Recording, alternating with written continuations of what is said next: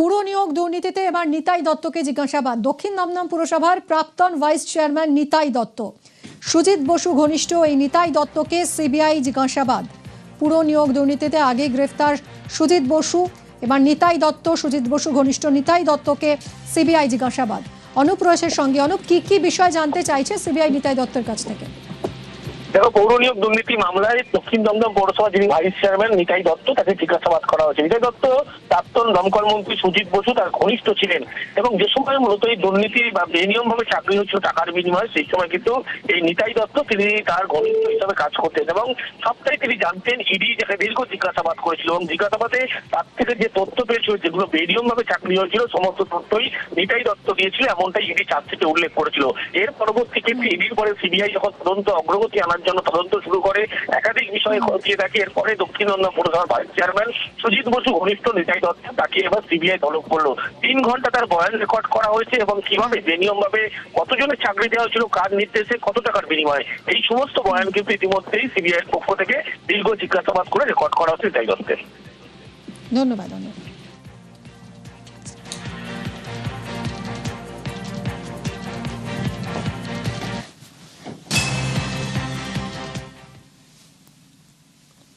স্বপ্ন সত্যি হতে চলেছে। বরানগর থেকে ব্যারাকপুর রুটে ছুটবে মেট্রো।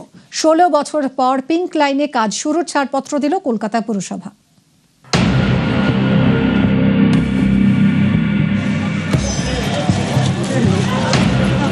ট্রেনে বাদুড় ঝোলা ভিড়, বাসেও ঠাসাঠাসি, বিটি রোডে নিত্য যানজট।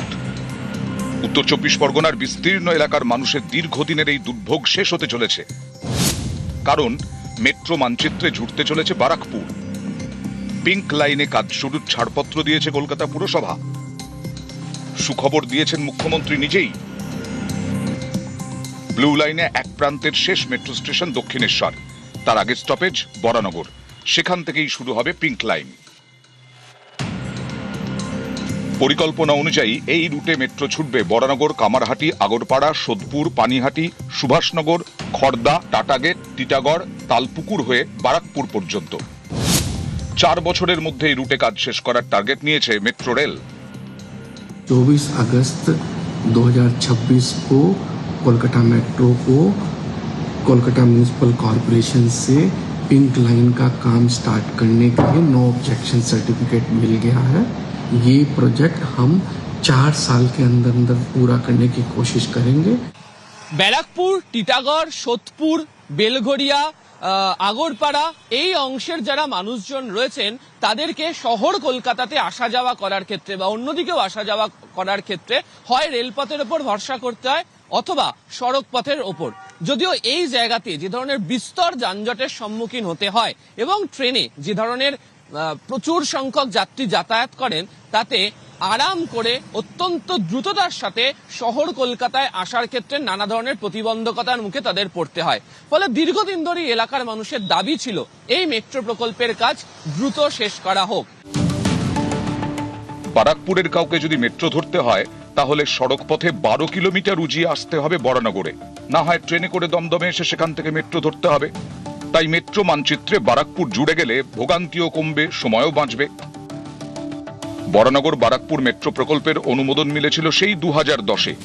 2011-তে রাজ্যে ক্ষমতায় আসে তৃণমূল, কিন্তু গত 16 বছরে এক ফোঁটাও কাজ এগোয়নি।